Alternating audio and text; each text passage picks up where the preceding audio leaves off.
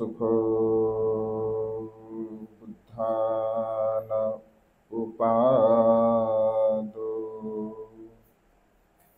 सुखा सद्धम्म देशना सुखाय संघर्ष सामग्री समगानं तपो सुखो। विश्ववंदनीय विश्व शांतिदूत प्रज्ञाशील समाधीच्या उद्गाता महान करुणावान करुणेचा सागर तथागत सम्यक संबुद्ध तथागतांचा पावन पवित्र सद्धम्म त्या सद्धम्माचा सातत्याने प्रचार आणि प्रसार करणारा सदा पूजनीय भिक्खू संघ बुद्ध धम्म आणि संघ या महान तीर्थरत्नाची आम्हा सर्वांना माहिती करून देणारे आम्हा सर्वांचा आधारस्तंभ भारतीय घटनेचे शिल्पकार परमपिता बोधिसत्व कुलपेतन डॉक्टर बाबासाहेब आंबेडकर यांच्या धम्मक्रांतीमध्ये शेवटच्या श्वासापर्यंत समर्पित राहतो। आज या मंगलमय प्रसंगी या वर्षावासाच्या पवित्र अशा कालखंडामध्ये आपला धम्मस्कंद बुद्ध विहारामध्ये उपस्थित सर्व श्रद्धासंपन्न उपासक उपासिका त्याचप्रमाणे सातत्याने प्युरिटी ऑफ माइंड या यूट्यूब चॅनलच्या द्वारा धम्मदेशना श्रवण करून अनंत आणि असीम पुण्य संपादन करणारे सर्वच श्रद्धासंपन्न उपासक उपासिका आपणा सर्वांच्या प्रती अनंत अनंत मंगलकामना मंगलमैत्री भावना व्यक्त करतो व तुम्हा सर्वांच्या हितासाठी सुखासाठी आणि कल्याणासाठी तथागतांच्या श्रेष्ठ धम्मदेशनेला प्रारंभ करतो। आपण सर्वांनी शांत चित्ताने एकाग्र चित्ताने तथागतांच्या श्रेष्ठ धम्मदेशनेला श्रवण करावे ग्रहण करावे। या वर्षावासाच्या पवित्र अशा कालखंडामध्ये तथागतांच्या श्रेष्ठ धम्मदेशनेला आपण श्रवण करत आहोत। या वर्षावासाच्या पवित्र कालखंडामध्ये वेगवेगळ्या विषयावरती आपण धम्मदेशना श्रवण करून आपल्या जीवनामध्ये अनंत आणि असीम असं पुण्य आपण संपादन करत आहोत। वेगवेगळ्या विषयाला अनुसरून आपण सातत्याने धम्मदेशना श्रवण करत आहोत। तथागतांचा धम्म विविध अंगाने मनुष्यांना सुख प्राप्त करून देण्यासाठी सहाय्यक ठरणारा आहे आणि त्यामुळे जो मनुष्य तथागतांच्या या श्रेष्ठ सद्धम्माचं अनुसरण करतो त्यानुसार जीवन जगण्याचा प्रयत्न करतो तर नक्कीच त्या मनुष्याला आपल्या जीवनामध्ये सुख आणि समृद्धी प्राप्त होत असते। आज या मंगलमय प्रसंगी एक अत्यंत महत्त्वपूर्ण असं सूत्र तुम्हा सर्वांना सांगण्याचा प्रयत्न करतो। पाली त्रिपिटक साहित्यामध्ये अंगुत्तर निकाय नावाचा एक ग्रंथ आहे ज्यामध्ये विशेष रूपाने भगवंतांनी वेगवेगळ्या प्रकारच्या विषयावरती धम्मदेशना दिलेल्या आहे। अगदी एकापासून म्हणजे एक या संसारामध्ये का आहे, दोन या संसारामध्ये का आहे, तीन या संसारामध्ये का आहे, 4, 5, 6, 7, 8, 9, 10, 11, 12 म्हणजे अशा प्रकारे वेगवेगळ्या प्रकारचे निपात भगवंताने सांगितलेले आहे। तर वेगवेगळ्या विषयावरती त्यामध्ये उपदेश भगवंताने सांगितले। नक्कीच आपण सुद्धा जर तो ग्रंथ आपल्याला प्राप्त झाला तर नक्कीच आपण तो ग्रंथ सुद्धा वाचावा, कारण वेगवेगळ्या विषयाला अनुसरून सदग्रस्तांसाठी सदग्रहिणीसाठी भिक्षूंसाठी भिक्खुनींसाठी त्यामध्ये खूप चांगल्या प्रकारचे उपदेश भगवंताने दिले आहेत। तर आज आपण चतुक निपातामधील एका सुत्ताच्या संदर्भामध्ये या ठिकाणी विश्लेषण करणार आहोत, ज्यामध्ये संवर सूत्र नावाचं एक सूत्र भगवंताने सांगितलेलं आहे. संवर म्हणजे संयम, संवर म्हणजे संयम. एका गाथेमध्ये भगवंताने असं म्हटलं आहे, कायेन सौरव साधू, वाचाय सौरव साधू, मनसाय सौरव साधू. कायेचा संयम, वाचेचा संयम आणि मनाचा संयम मनुष्याच्या जीवनामध्ये अत्यंत महत्त्वपूर्ण आहे. कारण संयम हा मानवी जीवनाला दुःखमुक्तीच्या मार्गाकडे घेऊन जाणारं एक माध्यम आहे. आणि त्यामुळे भगवंताने विशेष रूपाने सांगितलं. भगवंत म्हणतात की जो मनुष्य आपल्या कायेला संयमित करतो, वाचेला संयमित करतो, आपल्या मनाला संयमित करतो, तर तो मनुष्य आपल्या जीवनामध्ये जे काही आपल्याला प्राप्त करायचं आहे, तो इच्छिलेलं जे काही ध्येय आहे, म्हणजे मनुष्याच्या जीवनामध्ये आध्यात्मिक दृष्टिकोनातून जर त्याला निब्बाण मार्गाकडे जायचं आहे, तर आध्यात्मिक दृष्टिकोनातून निब्बाण मार्गाकडे जाणारा व्यक्ती जर कायेवरती संयम ठेवत असेल, वाचेवरती संयम ठेवत असेल आणि मनावरती जर संयम ठेवत असेल, तर तो मनुष्य श्रोतापन्न होऊ शकतो, सकृतागामी होऊ शकतो, अनागामी होऊ शकतो, अनंत होऊ शकतो. तो मनुष्य प्रत्येक बुद्धसुद्धा बनू शकतो, तो मनुष्य बोधिसत्व सुद्धा बनू शकतो, किंवा तो मनुष्य सम्यक संबुद्ध सुद्धा बनू शकतो.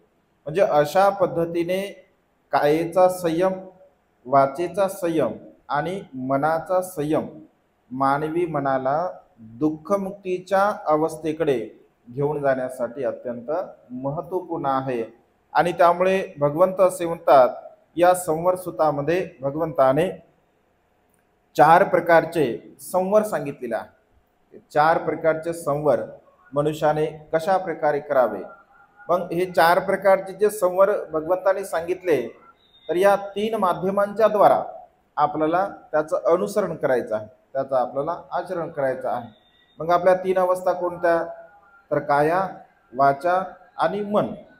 म्हणजे कोणत्याही प्रकारचा जरी आपण उपदेश घेतला, भगवंताचा कुठलाही उपदेश जरी घेतला असेल, तर त्या उपदेशाचा जो मूळ हेतू असतो, मूळ सिद्धांत जो असतो, तर तो मूळ सिद्धांत, मूळ हेतू, मूळ उद्देश कायेला परिशुद्ध करणे, वाचेला परिशुद्ध करणे आणि मनाला परिशुद्ध करणे, हा भगवंताच्या सद्धमाचा मूळ उद्देश आहे.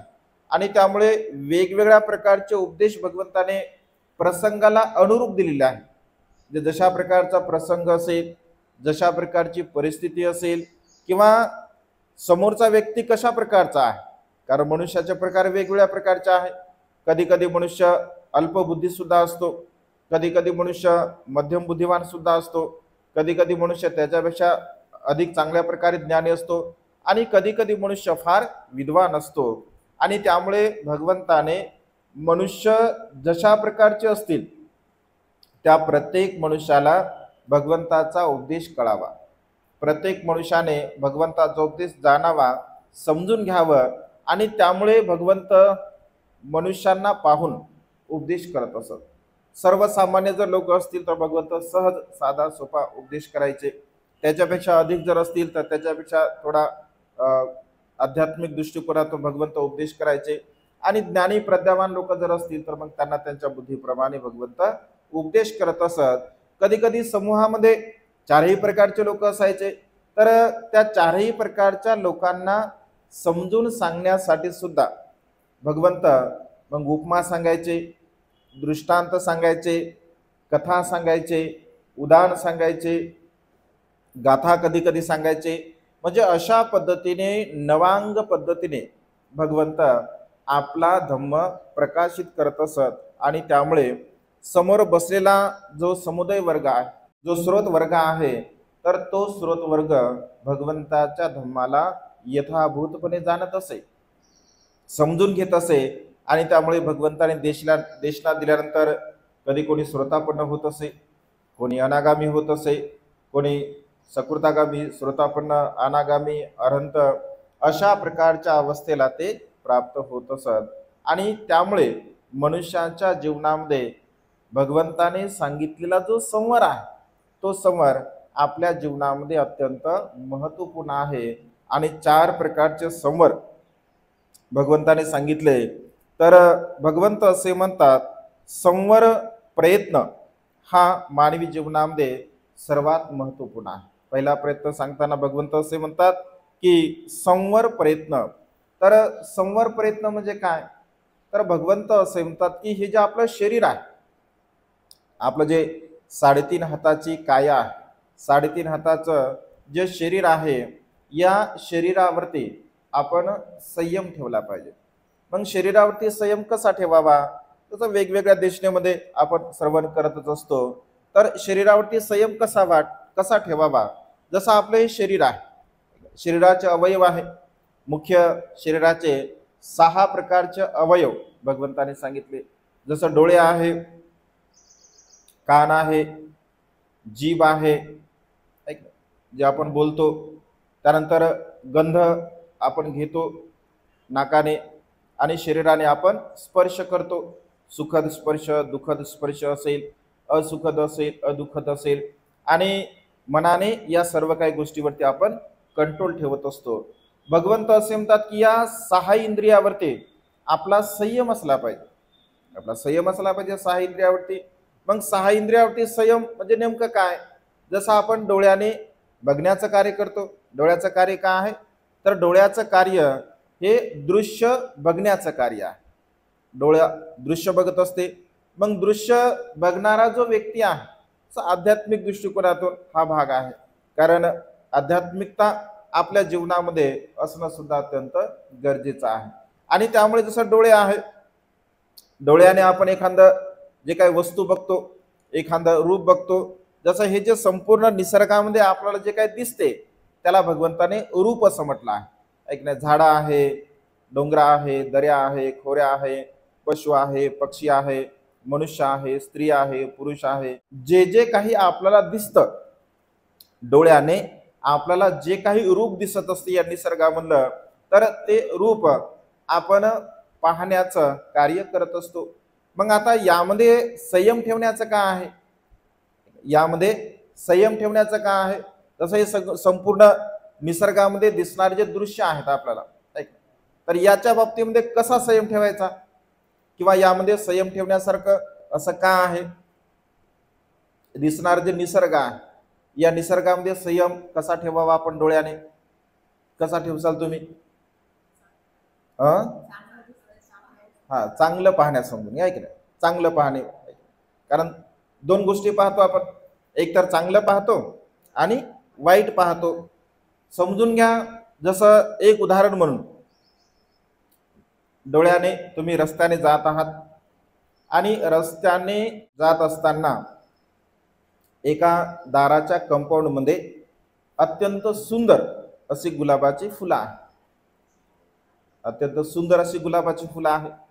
साहजिकच आहे, गुलाबाच्या फुलांकडे बघितल्यानंतर कोणताही मनुष्य असो, मुलगा असो, मुलगी असो, वृद्ध आई बाबा असो, कोणी असो, गुलाबाच्या फुलाकडे बघितल्यानंतर एक क्षणभर आपल्याला काय वाटतं? हे गुलाबाचं फुल आपण तोडावं अशा प्रकारचं वाटते. क्षणभर तुम्हाला तसं वाटलं, हे गुलाबाचं फुल तोडावं, आणि ते फुल तुम्ही तोडलं. ते फुल तुम्ही तोडलं समजून घ्या. आणि ते फुल तोडल्याबरोबर त्या घराचा जो मालक आहे, त्या मालकाने तुम्हाला बघितलं. त्या मालकाने तुम्हाला बघितलं. जर समजून घ्या तो जर चांगला असेल, म्हणजे तो जर दयाळू असेल, मयाळू असेल, तर समजून घ्या ठीक आहे. आणि तो जर समजून घ्या त्याच्यामध्ये दयामया जर नसेल, तर मग काय होईल? एकदम म्हणजे तो असा भडकेल आपल्यावरती, किंवा अपशब्द आपल्याला तो बोलेल. बोलेल की नाही? वास्तविक पाहता तुम्ही त्या फुलाला बघितलं आणि डोळ्याने बघितणार एखादं दृश्य. आता इथे कसा संयम ठेवायचा आहे तुम्हाला? इथे तुम्ही संवर न केल्यामुळे, इथे तुम्ही संयम न ठेवल्यामुळे तुम्हाला तिथं अपशब्द सहन करावे लागतात. परिणामतः तुम्ही जरी काही उलट बोलले तर भांडणं सुद्धा होऊ शकतात, तिथे मारामाऱ्या सुद्धा होऊ शकतात किंवा अनेक प्रकारचं काहीही होऊ शकते. म्हणजे अशा प्रकारे एखादं आवडणारं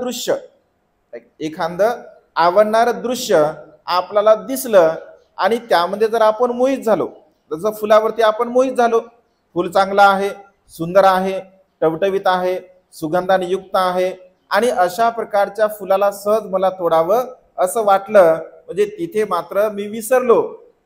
भगवंताने सांगितलं की संयम ठेवला पाहिजे, ऐक नाही, संवर ठेवला पाहिजे. तिथे मात्र आपण आपल्या डोळ्यावरती जर समजून घ्या, संयम जर नाही ठेवला तर त्याचे परिणाम आपल्याला भोगावे लागतात.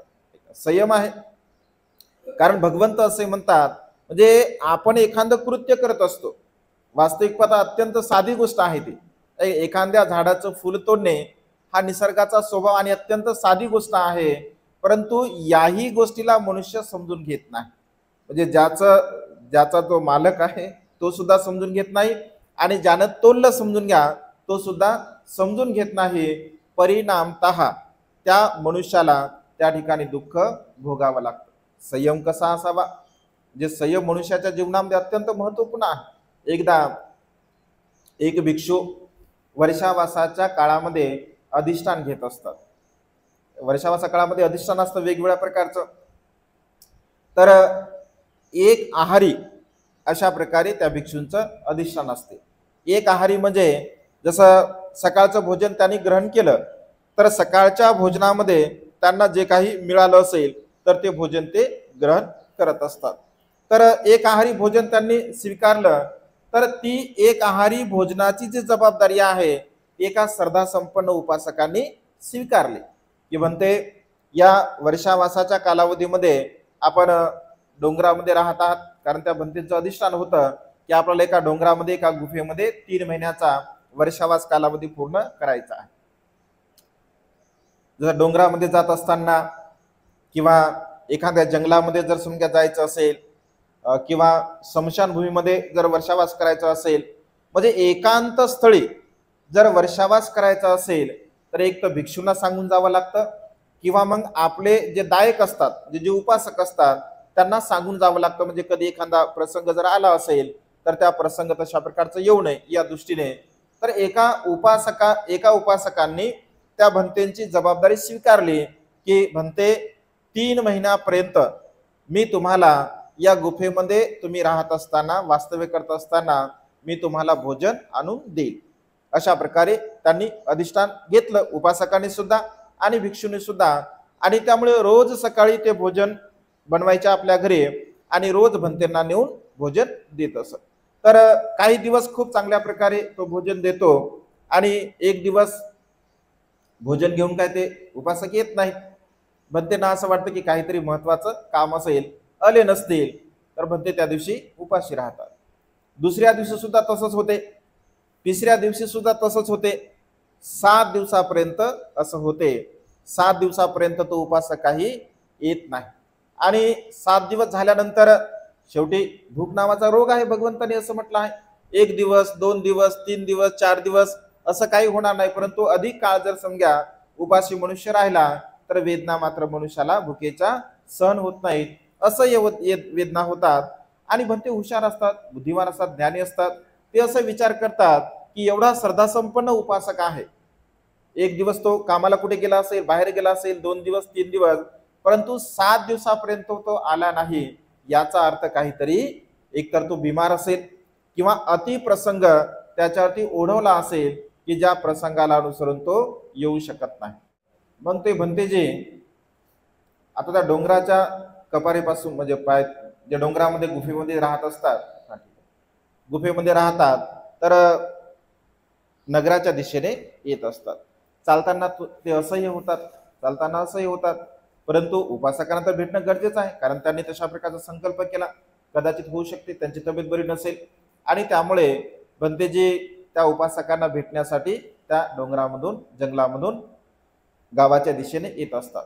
तर गावाच्या दिशेने येत असताना असं म्हटलं आहे की एक अत्यंत सुंदर अशी बाग असते, फुलांची बाग, फळांची बाग, अत्यंत सुंदर फुला फळांची बाग असते. आणि फळाची बाग ते भिक्षू पाहतात. भूक तर खूप लागलेली असते, भूक खूप लागलेली असते आणि त्यांना चालणं सुद्धा असह्य होते, चालणं सुद्धा असह्य होते. आणि त्यानंतर ते एका झाडाखाली बसतात. झाडाखाली बसल्यानंतर असंख्य फळं असे आजूबाजूला पडलेली असतात. भूक लागलेली आहे, फळं सुद्धा पडलेली आहे, परंतु झाडाच्या खाली जरी फळं पडलेली असतील, जर समजून घ्या डोंगरामध्ये म्हणजे जंगलामध्ये जर झाड असेल तर जंगलामध्ये पडलेल्या झाडाची फळं खाता येत असतात. परंतु ते झाड जर समजा कोणाच्या मालकीचं असेल, ते झाड जर कोणाच्या मालकीचं, ती बगीचा आहे, ती बगीचा कोणातरी मालकीची होती आणि मालकीचा बगीचा असल्या कारणाने ते भंतेजी विचार करतात याचा कोणीतरी मालक आहे, त्यामुळे आपण हे फळं खाऊ शकत नाही. जर खाली जमिनीवरती पडलेले जर फळं असतील त्यावर सुद्धा त्याचा मालकी हक्क आहे. आणि साहजिकच आहे, आपल्याला काय ते दिले नाही, आपण जर ते घेतले तर याचा अर्थ अदिनदाना वेरमणी, म्हणजे चोरी होते ते. आणि चोरी तर आपल्याला करायची नाही, आपण तर सील घेतलेला आहे. त्यामुळे भंतेजी त्या फळाकडे दुर्लक्ष करतात, फळाकडे काही बघत नाहीत आणि तिथे झाडाशी असं डोकं ठेवून बसत असतात. इकडे तो झाडाचं म्हणजे रक्षण करणारा असतो, त्याला असं वाटतं की अरे हा भिक्षू झाडाखाली बसला, येथेच याने फळे खाऊन मस्त सुस्तपणे हा पडून राहिला, हा झोपून राहिला, असं त्याला वाटतं. आणि रागा रागामध्ये तो त्या ठिकाणी येत असतो. आल्यानंतर त्या भिक्षूंना तो विचारतो की तुम्ही इथे कशा आहात, कशासाठी आलात, का आलात. तर भिक्षू त्यांना सर्व हकीकत ते सांगत असतात आणि ते सत्य की असत्य याची पुष्टी करण्यासाठी तो झाडाच्या भोवताली जी पडलेली फळं असतो तर तो पाहतो अरे फळ तर जसाचं तसं आहे, भिक्षूने यामधील एक फळ सुद्धा खाल्लेलं नाही आहे, परिणाम याला दिलं नाही त्यामुळे यांनी खाल्लं नाही. तर तो जो उपासक असतो, तो जो झाड राखण करणारा असतो, तो म्हणतो की भंते ही माझ्या हाताने मी तुम्हाला फळं देतोय. आणि फळं दिल्या जातात, भिक्षू ते फळं खातात. आणि असं म्हटलं आहे की मग त्या उपासकांना हे निरोप देतात की अशा अशा प्रकारचा उपासक आहे, यांना तुम्ही निरोप द्या. आणि ते म्हणतात की ठीक आहे, जर तुम्ही त्यांना निरोप देत असाल तर मला माझ्या आसनापर्यंत जागेपर्यंत तुम्ही मला नेऊन पोहोचवा. तर मी तर चालू शकत नाही. तो भला उपासक असतो, ठीक आहे भंतेजी तुम्ही माझ्या खांद्यावरती बसा, मी तुम्हाला तिथपर्यंत सोडून देतो. अशा प्रकारे त्या ठिकाणी भंतेजी म्हणतात. आणि म्हणजे अगदी असं म्हटलं आहे, साहित्यामध्ये असा उल्लेख आहे, त्या झाडा म्हणजे बगीच्यापासून त्या गुफेपर्यंत जाता जाता ते भंतेजी आपल्या शिलाची भावना करतात. कारण 7 दिवसापर्यंत भोजन नव्हतं, तरी सुद्धा पडलेल्या फळाला त्यांनी स्पर्श सुद्धा केला नाही, हात सुद्धा लावला नाही, खाण्याची इच्छा सुद्धा व्यक्त केली नाही. कारण आपल्या शिलाबद्दल त्यांनी संयम केला, संवर केला की आपलं सील आहे, ही सील आपला भंग होईल, आपण मृत्यूला काय प्राप्त होणार नाही, परंतु हे जर फळ खाल्लं तर आपण मात्र सील आपलं भंग होणार आहे. आणि अशा प्रकारच्या आपल्या सीलाची भावना करता करता असं म्हटलं आहे, त्या बगीच्यापासून डोंगरापर्यंत जात असताना आपल्या सीलाची भावना करता करता ते भिक्षू अरहंत पदाला प्राप्त होत असतात.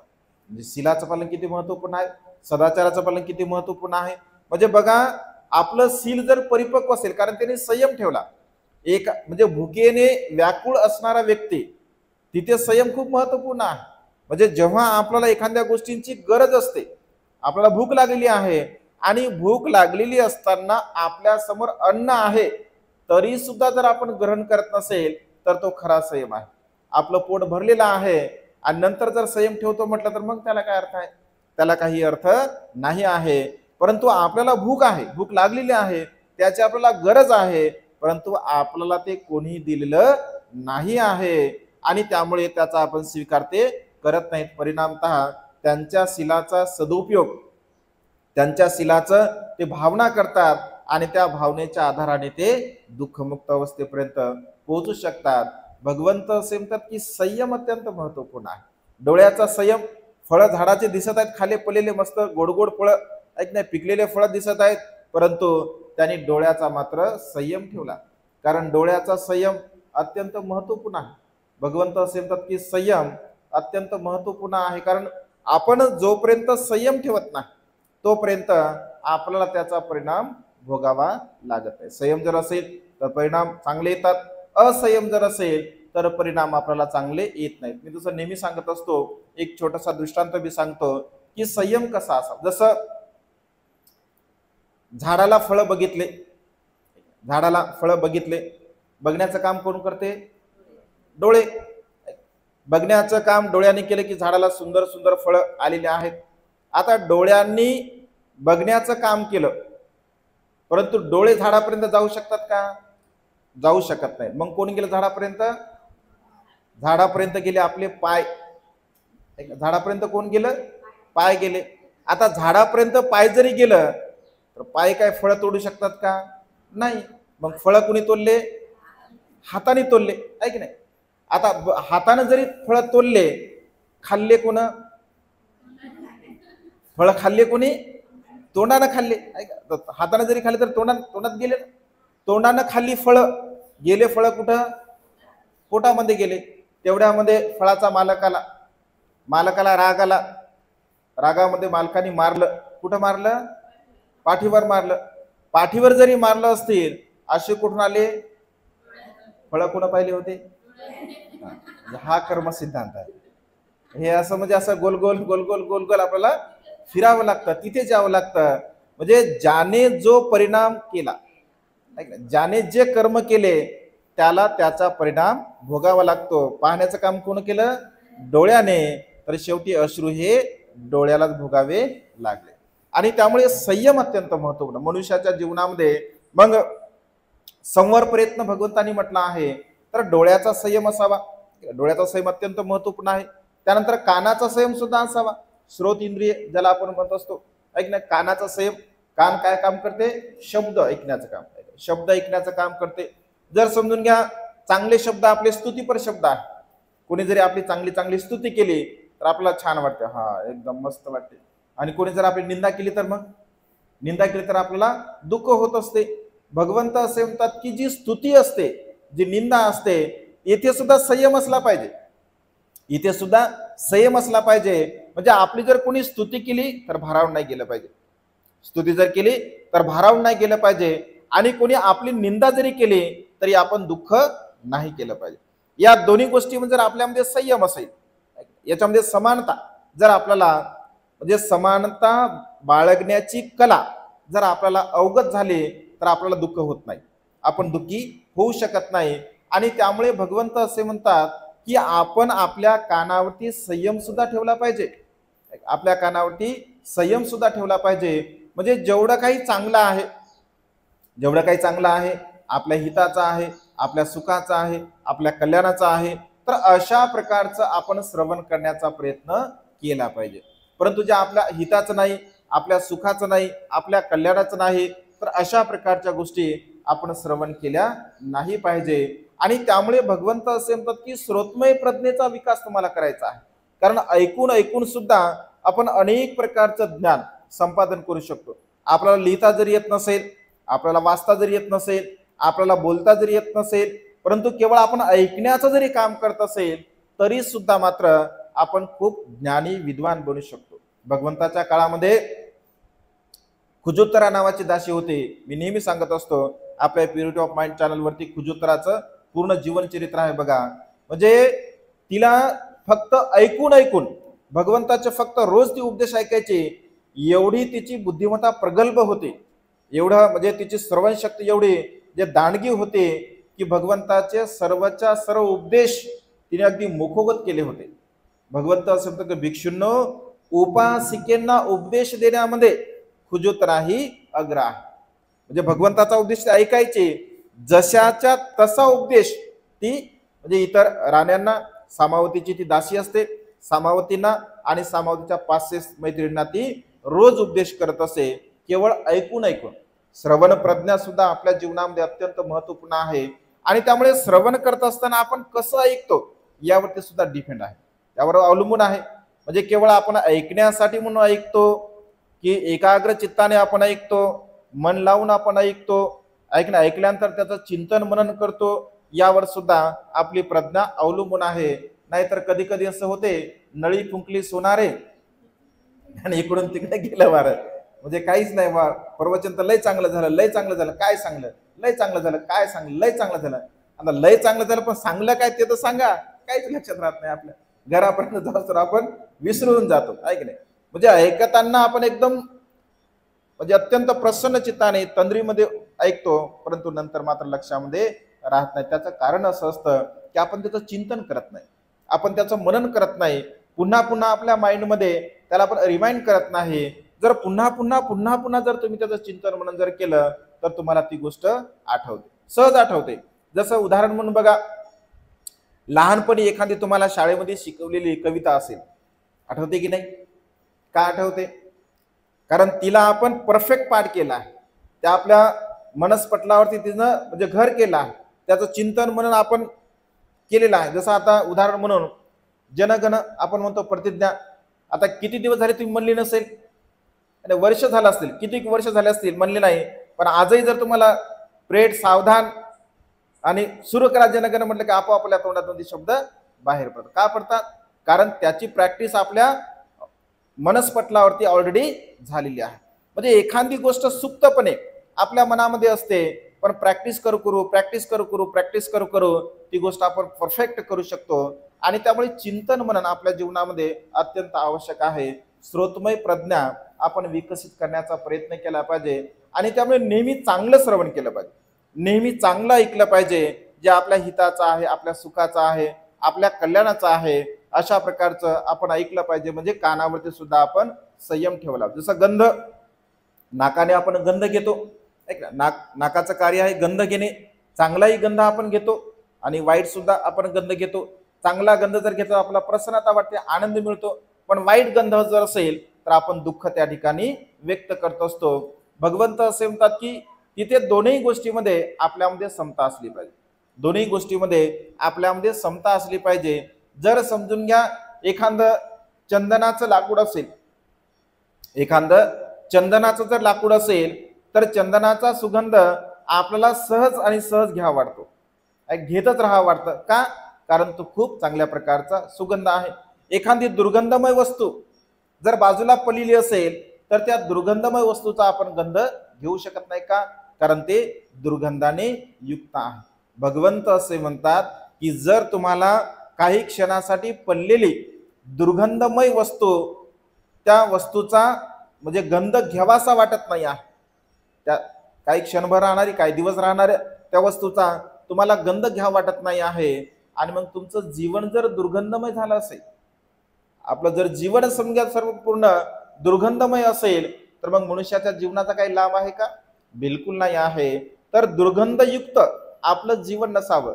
भगवंत असे म्हणतात की आपल्या शिलाचा सुगंध, जसं जाईचा सुगंध, जाई, जुई, चमेली, गुलाब यांचा सुगंध फक्त हवेच्या दिशेने जात असतो, परंतु सिलवान मनुष्याचा सुगंध, सदाचारी मनुष्याचा सुगंध हा दाही दिशेने दरवळत असतो. आणि त्यामुळे जगामध्ये सर्वात सुगंध जर कोणता परिपूर्ण असेल, चांगला असेल तर तो म्हणजे शिलाचा सुगंध आहे. आणि त्यामुळे चंदनाचा सुगंध जसा आपल्याला प्रिय वाटत असतो, त्याचप्रमाणे शिलाचा सुगंध सुद्धा आपण आपल्या जीवनामध्ये निर्माण करण्याचा प्रयत्न केला पाहिजे. कारण शिलाचा सुगंध जर मनुष्याच्या जीवनामध्ये असेल तर मनुष्य अजरामर होत असतो. सौंदर्याने मनुष्य अजरामर होत नाही. मनुष्य किती सुंदर दिसायला असेल, परंतु जर अकुशल कर्म करणार असेल, वाईट कर्म करणार असेल तर तो कशा प्रकारचा अजरामर होतो? मनुष्याकडे एकही दागिना नसेल, बिना दागिन्याने मनुष्य जीवन जगत असेल तरी तो अजरामर होतो. मनुष्याकडे संपत्ती जरी नसेल तरी मनुष्य अजरामर होतो. माता रमाईकडे काय होतं?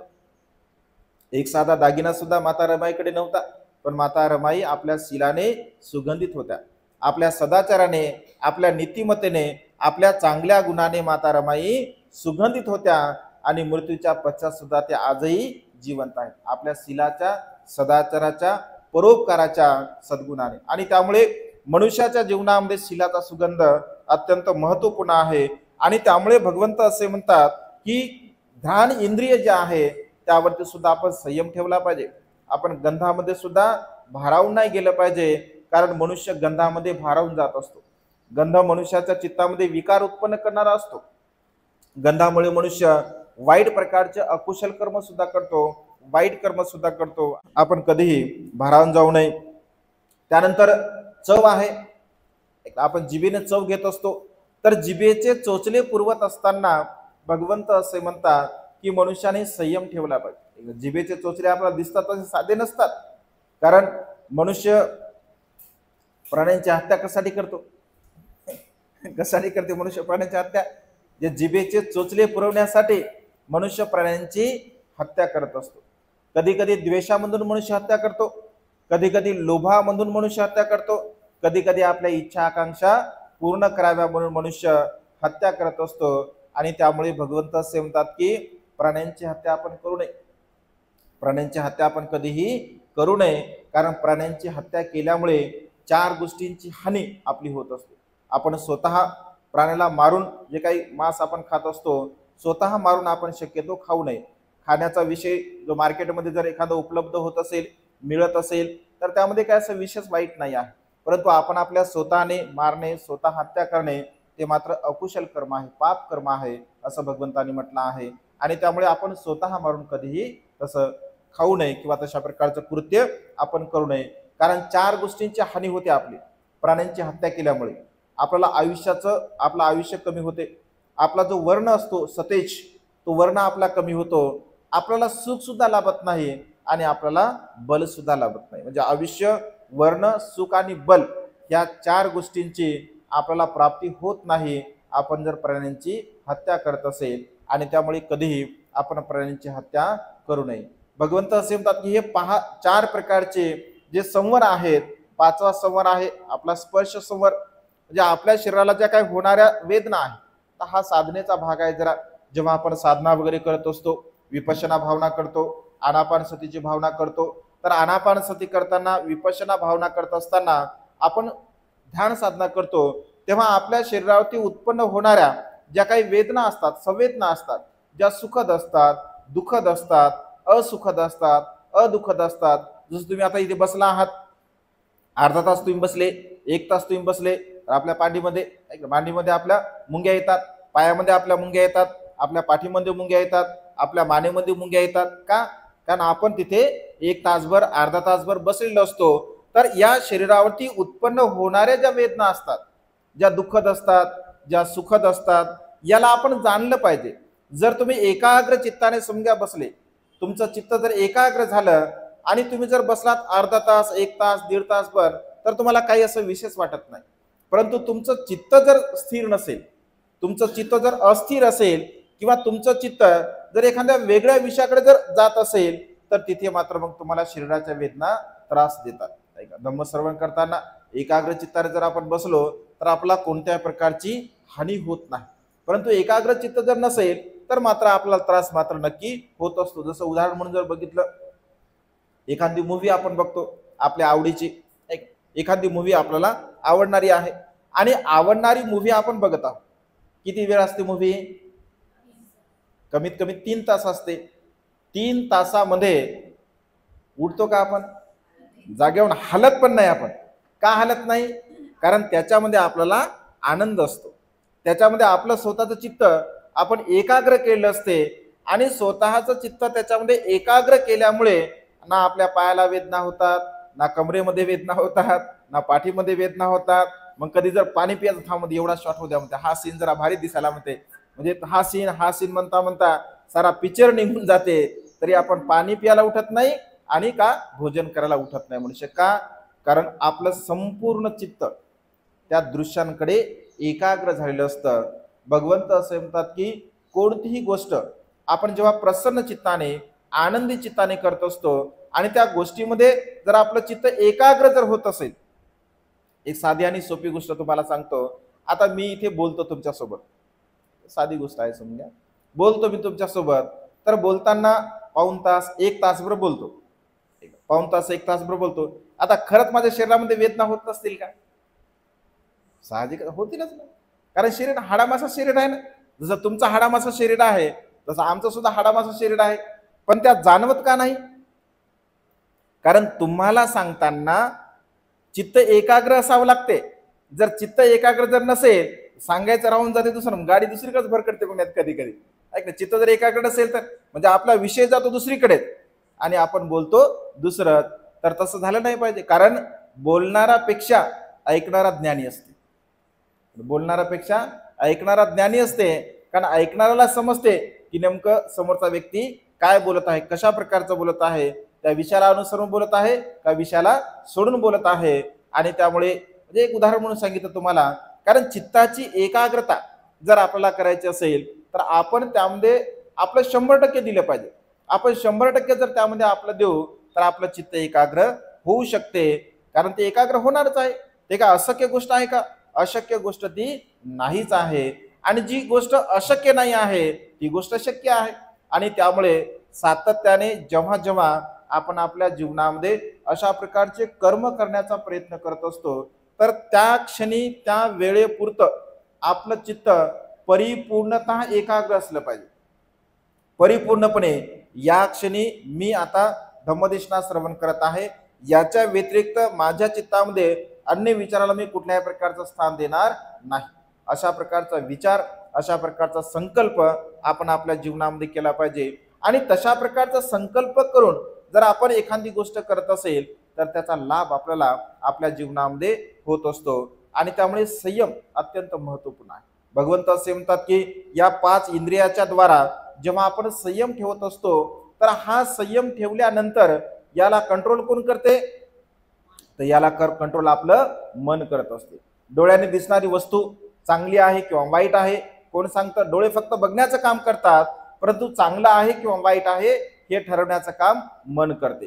कानाने आपण शब्द ऐकतो, शब्द चांगला आहे किंवा वाईट आहे हे मन ठरवत असते. आपण नाकाने गंध घेतो, गंध चांगला आहे किंवा वाईट आहे हे आपलं मन ठरवते. आपण चव घेतो, ऐक ना, चव चांगली आहे किंवा खराब आहे हे आपलं मन ठरवते. आपण स्पर्श घेतो, सुखद आहे की दुखद आहे.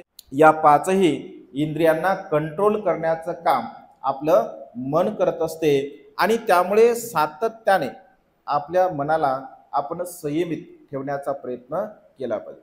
जर मनाला आपण संयमित ठेवत असेल तर मन संयमित असेल तर वाचा संयमित असते, वाचा संयमित असेल तर शरीर आपलं संयमित असू शकते. आणि त्यामुळे मन मुख्य आहे. आणि म्हणून तर भगवंतांनी म्हटलं मन मुख्य आहे, मन मनोमय आहे. मन हे विचाराचं उगमस्थान आहे. आणि त्यामुळे मनामध्ये चांगले विचार उत्पन्न होतात आणि मनामध्ये वाईट विचार सुद्धा उत्पन्न होत असतात. आणि त्यामुळे मुख्य मनामध्ये विचार उत्पन्न होत असतो. अगोदर विचार मनामध्ये उत्पन्न होतो आणि मनामध्ये उत्पन्न झालेला विचार मग आपण वाणीद्वारा व्यक्त करतो, बोलतो आपण वाणीद्वारा व्यक्त करतो किंवा आपण आपल्या शरीराच्या द्वारा ते आपण व्यक्त करत असतो. पहिले मात्र मनामध्ये विचार उत्पन्न होतो. राग जरी उत्पन्न झाला असेल तर पहिले मनामध्ये उत्पन्न होतो. द्वेष उत्पन्न झाला तर मनात उत्पन्न होतो. मोह जरी उत्पन्न झाला असेल तरी मनामध्ये उत्पन्न होतो. आणि मग मन ऑर्डर करते, मन आपल्या शरीराला ऑर्डर करते, मन आपल्या वाणीला ऑर्डर करते. आणि तशा प्रकारचं कृत्य मनुष्य करत असतो. परंतु जो मनुष्य संयम ठेवण्याची कला आपल्या जीवनामध्ये अवगत करतो तर त्या मनुष्याच्या जीवनामध्ये पूर्णतः या 3.5 हाताच्या कायेवरती तो मनुष्य संयम ठेवत असतो. म्हणजे कुठे काय नेमकं आपल्याला करायचं असतं, कुठे काय बोलायचं असतं, कुठे काय कृत्य करायचं असतं, कुठे काय श्रवण करायचं असतं, कुठे काय पाहायचं असतं, कुठे काय बोलायचं असतं, हसायचं असतं, हे सुद्धा मनुष्याला कळायला पाहिजे. प्रसंगाला अनुसरून कळायला पाहिजे.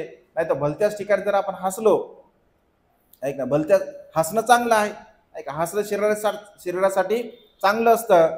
पण जर समजा भलत्याच ठिकाणी जर आपण हसलो तर त्याचे परिणाम मात्र वेगळे होतात, वाईट होतात. नाही, हसणं पण दुःखाचं कारण आहे, हसणं सुद्धा दुःखाचं कारण आहे. आणि त्यामुळे योग्य वेळी भगवंत स्मित हास्य करायचे, भगवंत स्मित हास्य करायचे. आणि त्यामुळे भगवंत असे म्हणतात नेमकं कुठं काय आपल्याला करण्याची कला जर अवगत झाली तर मनुष्याच्या जीवनामध्ये कधीही दुःख होत नाही. कधी नेमकं काय बोललं पाहिजे आणि कधी बोलणं थांबवलं पाहिजे ही सुद्धा कला आपल्याला अवगत झाली पाहिजे.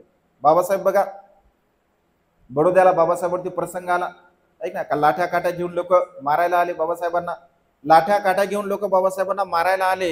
एवढ्या लोकांमध्ये बाबासाहेब तर एकदम वादपट्टू होते, ऐक ना, बोलण्यामध्ये एकदम पटायत होते बाबासाहेब, चातुर्य होतं बाबासाहेब, विद्वत्ता होती, प्रज्ञा होती. आपल्या प्रज्ञेने, आपल्या चातुर्याने, बुद्धिमत्तेने त्या लोकांना थांबू शकले असते. पण ते लोक थांबणारे होते का? नाही. बाबासाहेबांनी त्यांना काही काहीच बोलले नाही बाबासाहेब. ते म्हणतात की फक्त एका दिवसाचा वेळ मला द्या तुम्ही, एका दिवसामध्ये ही रूम खाली मी करतो. म्हणजे नेमका कुठे आपल्याला संयम ठेवायचा आहे हा हे कळायला पाहिजे आपल्याला, की नेमकं कुठे संयम ठेवला पाहिजे. बोलायच्या ठिकाणी बोललं पाहिजे आणि संयम ठेवायच्या ठिकाणी संयम ठेवला पाहिजे. लोकांचं उलट असते, जिथं बोलायचं नाही तिथं शांत, म्हणजे जिथं बोलायचं आहे तिथं शांत बसतात आणि जिथं नाही बोलायचं तिथं बोलतात. आणि त्यामुळे त्याचे जे परिणाम असतात तर ते परिणाम मात्र मनुष्याला वाईट भोगावे लागतात, वाईट करावे लागतात. आणि त्यामुळे मनुष्यामध्ये कला असली पाहिजे. आपल्या ज्ञानाने, आपल्या प्रज्ञेने, आपल्या अनुभवाने ही कला आपण अवगत केली पाहिजे आपल्या जीवनामध्ये. आणि हे जर 6 इंद्रियाच्या द्वारा जर आपण संयम ठेवण्याची कला जर आपल्या जीवनामध्ये जाणली, आपण समजून घेतलं, तर नक्कीच आपल्या जीवनाला आपण सुखाच्या मार्गाकडे घेऊन जाऊ शकतो. आणि त्यामुळे संवर प्रयत्न आपल्या जीवनामध्ये असणं अत्यंत महत्त्वपूर्ण आहे. त्यानंतर प्रहान प्रयत्न, दुसऱ्या प्रकारचा प्रयत्न आहे प्रहान प्रयत्न. तर या प्रहान प्रयत्नामध्ये काही महत्त्वपूर्ण गोष्टी भगवंताने सांगितल्या. जसं प्रहान प्रयत्नामध्ये भगवंत असे म्हणतात की काम वितर्क, जसं आता या 6 इंद्रियाच्या बाबतीमध्ये आपण ऑलरेडी बघितलेलंच आहे. आणि या 6 इंद्रियाच्या द्वारा उत्पन्न होणारा जो अकुशल भाव आहे, जे काम भाव आहे, काम राग आहे, काम तृष्णा आहे, तर या 6 इंद्रियाच्या द्वारा उत्पन्न होणारी जी काम भावना आहे, काम राग आहे, यामध्ये आपला संयम असला पाहिजे. डोळ्याने आपण दृश्य बघतो तर त्यामध्ये आपण म्हणजे एखादं दृश्य जर असेल, जसं भगवंत असे म्हणतात की आपण त्यामध्ये मोहित होऊ नये, एखाद्या दृश्याच्या संदर्भामध्ये आपण मोहित होऊ नये. शब्द जर असेल, कारण शब्द अत्यंत महत्त्वपूर्ण असतात, शब्दामुळे सुद्धा मनुष्या चित्तामध्ये अकुशल भाव उत्पन्न होतो. जसं आता बघा काही काही गाणे असतात, तर गाणे ऐकल्यानंतर सुद्धा मनुष्याच्या चित्तामध्ये अकुशल भाव उत्पन्न होतो. कधी कधी शब्द असतो, गाण्याचे बोल ऐकल्यानंतर सुद्धा मनुष्याच्या शब्दामध्ये अकुशल भाव उत्पन्न होऊ शकतो. म्हणजे पाहण्याने सुद्धा अकुशल भाव उत्पन्न होते, ऐकण्याने सुद्धा अकुशल भाव उत्पन्न होते, बोलल्याने सुद्धा अकुशल भाव उत्पन्न होते, स्पर्श केल्याने सुद्धा अकुशल भाव उत्पन्न होते. आणि त्यामुळे हे जे संपूर्ण आपले 6 इंद्रिय आहे, या 6 इंद्रियाच्या द्वारा आपण पूर्णपणे आपल्या कामावरती संयम ठेवला पाहिजे, म्हणजे कामतृष्णेवरती आपण संयम ठेवला पाहिजे. त्यानंतर व्यापादाची भावना आहे. प्रधान प्रयत्नामध्ये व्यापाद, ज्याला द्वेष बुद्धी असं म्हटलं आहे. भगवंत असे म्हणतात की आपल्या चित्तामध्ये कुठल्याही प्रकारची द्वेष बुद्धी आपली असली नाही पाहिजे. म्हणजे मनुष्याच्या चित्तामध्ये राग, द्वेष, द्वेषाची जी भावना आहे म्हणजे अति टोकाची भावना, द्वेषाची भावना जी असते तर ती अति टोकाची भावना असते. अशा प्रकारच्या अति टोकाची भावना, अति द्वेषाची भावना आपल्या चित्तामध्ये आपण निर्माण नाही केली पाहिजे. कारण आज घडीला आपण द्वेष केला तर त्या द्वेषाची बीज पुन्हा दुसऱ्या द्वेषासाठी निर्माण करणारे असतात. जसं एखाद्या राजाने एखाद्या राजावरती आक्रमण केलं तर पुन्हा त्याचा मुलगा त्याच्यावरती आक्रमण करतो, त्याचा मुलगा त्याच्यावरती आक्रमण करतो. म्हणजे अशा प्रकारे पिढ्याने पिढ्या शत्रुत्वाची भावना द्वेषाच्या द्वारा मनुष्य या ठिकाणी म्हणजे निर्माण करत असतो आणि ती पूर्ण करण्याचा प्रयत्न करत असतो. तर भगवंत असे म्हणतात की प्रहान प्रयत्नामध्ये आपण स्वतःला कामतृष्णेपासून पूर्णपणे दूर नेण्याचा प्रयत्न केला पाहिजे, द्वेषापासून आपण पूर्णपणे दूर नेण्याचा प्रयत्न केला पाहिजे. विहिंसा जी अकुशल कर्म, हिंसाची भावना जी आहे, तर या हिंसेच्या भावनेपासून सुद्धा आपण स्वतःला दूर नेण्याचा प्रयत्न केला पाहिजे. आणि मनामध्ये उत्पन्न होणारे जे अकुशल धर्म आहे, जे वाईट धर्म आहे, जे पापमय धर्म आहे, या अकुशल धर्माला, या वाईट धर्माला, या पापमय धर्माला आपण पूर्णपणे नष्ट करण्याचा प्रयत्न केला पाहिजे. मग पापमय धर्म कोणते, तर पुन्हा काया, वाचा आणि मन चाललेला आहे. आणि त्यामुळे कायेच्या द्वारा आपण प्राण्यांची हिंसा करू नये, चोरी करू नये, व्यभिचार करू नये, आपल्या वाणीने आपण कधी खोटं बोलू नये, निंदानास्ती करू नये, चहाडी चुगली करू नये, व्यर्थ बडबड करू नये, आपल्या मनाने कधी आपण राग करू नये, द्वेष करू नये, लोभ करू नये, मीपणा, अहमपणा, गर्व, ईर्ष्या, म्हणजे जी अकुशल विचारांची जी भावना आहे तर त्या अकुशल विचाराच्या भावनेला आपण आपल्या मनामध्ये कधीही निर्माण करू नये. कारण भगवंत असे म्हणतात की अकुशल कर्म जर आपण केलं असेल तर त्या कर्माचा परिणाम आपल्याला आपल्या जीवनामध्ये निश्चितपणे भोगावा लागत असतो. इथे कोणालाही कर्म सोडत नसतात, कर्मापासून कोणीही परावृत्त होऊ शकत नाही. आणि त्यामुळे कर्माला आपला वारस समजलं पाहिजे असं भगवंताने म्हटलं आहे. म्हणजे ते नक्कीच मिळणार, म्हणजे मिळणार आपल्याला, तो कोणी असो, तो सर्वसामान्य व्यक्ती असो, किंवा प्रवर्जित असो, भिक्षू असो, साधू असो, संन्यासी असो, कोणीही असो, या संसारामध्ये जीवन जगणारा कोणताही व्यक्ती असो, त्या व्यक्तीला त्याच्या कर्माचे परिणाम कधीही सुटल्या जात नाहीत. आणि त्यामुळे कर्माला आपल्या वारस बनलं पाहिजे. कर्माला आपण वारसा हक्क जर बनवण्याचा प्रयत्न केला, कर्मावरती विश्वास सुद्धा असला पाहिजे. अनेक लोकांना कर्मावरती विश्वास नसतो आणि स्वच्छंदपणे लोक विहार करतात. खा पिया मौज मजा करा, उद्याचं उद्या पाहून घेऊ म्हणतात. अनेक लोक असं म्हणतात, जाऊ द्या ना, आजचा दिवस आहे ना, आज भेटलं ना आपल्याला, आज खा प्या मौज मजा करा, बघू उद्याचं उद्या कोण पाहिलं, संध्याकाळी जर मिळलं तर आपण काय करतात असं म्हणतात आणि अकुशल कर्म करत असतात. असं खा प्या मौज मजा करा या अवस्थेने जीवन जगणारे लोक सुद्धा आपल्याला पाहायला मिळतात. परंतु भगवंत असे म्हणतात की त्या क्षणी जर तुमचे कर्म झाले, म्हणजे ज्या क्षणी तुम्ही कर्म केले, तर त्या कर्माचं बीज तुमच्यामध्ये या ठिकाणी निर्माण झालेलं आहे. आणि त्यामुळे सातत्याने आपण प्रहान प्रयत्न आणि संवर प्रयत्न या दोन्ही प्रयत्नांना जाणलं पाहिजे, समजून घेतलं पाहिजे आणि त्यानुसार जीवन जगण्याचा प्रयत्न केला पाहिजे. उद्याचे जे दोन प्रहान आहेत तर ते संवर आहेत, तर ते संवर आपण उद्याच्या भागामध्ये बघूया. आजच्या या मंगलमय प्रसंगी अधिक न बोलता आजची धम्मदेशना इथे संपन्न करतो. सर्वांचं मंगल हो, सर्वांचं कल्याण हो, सर्वांना दीर्घायुष्य लाभो.